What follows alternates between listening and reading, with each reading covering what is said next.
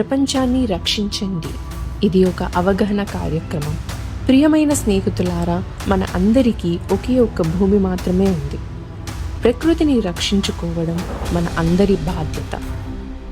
మన భూమి, మన వాయువు, మన నీరు మనకు ఎంతో ముఖ్యమైనవి. ఈరోజు మనం ప్రపంచాన్ని ఎలా రక్షించుకోవాలో తెలుసుకుందాం. Importance of trees. చెట్టు మన జీవన ఆధారం. అవి మనకు ఆక్సిజన్ ఇస్తాయి, వాతావరణాన్ని హరితం చేస్తాయి. ఒక్క చెట్టు నాటితే మన భవిష్యత్ తరాలకు వాయువు అందుతుందని గుర్తుంచుకోవాలి. అవును మరి కదా. చెట్టు నాటడం వల్ల వర్షాలు పెరుగుతాయి, భూసారపు నాణ్యత మెరుగవుతుంది. మనం చెట్లు నరికితే భూమి వేడెక్కి గాలి కాలుష్యం పెరుగుతుంది. అందుకే ప్రతి ఒక్కరూ ఒక్క చెట్టైనా నాటాలి. Water conservation. నీరు వృధా చేయకుండా జాగ్రత్త పడాలి. ప్రతి బిందువు విలువైనది. వర్షపు నీటిని సేకరించడం, స్మార్ట్ డ్రిప్ ఇరిగేషన్ వంటి విధానాలు అమలు చేయాలి. గోదావరి, కృష్ణా వంటి నదులు ఎండిపోతున్నాయి.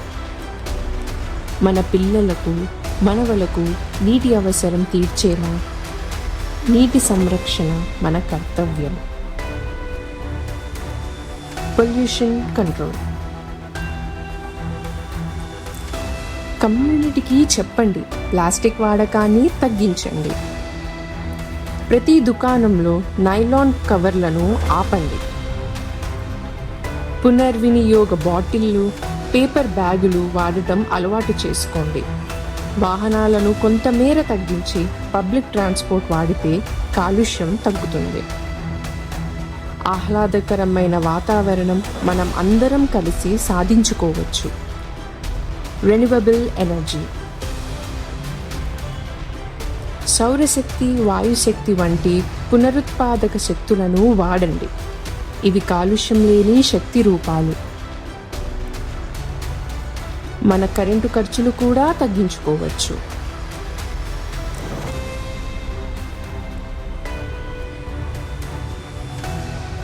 మీరెక్కడ ఉన్నా, ఏ వృత్తిలో ఉన్నా మన ప్రపంచాన్ని రక్షించడానికి కొంత మార్పు చేసుకోండి.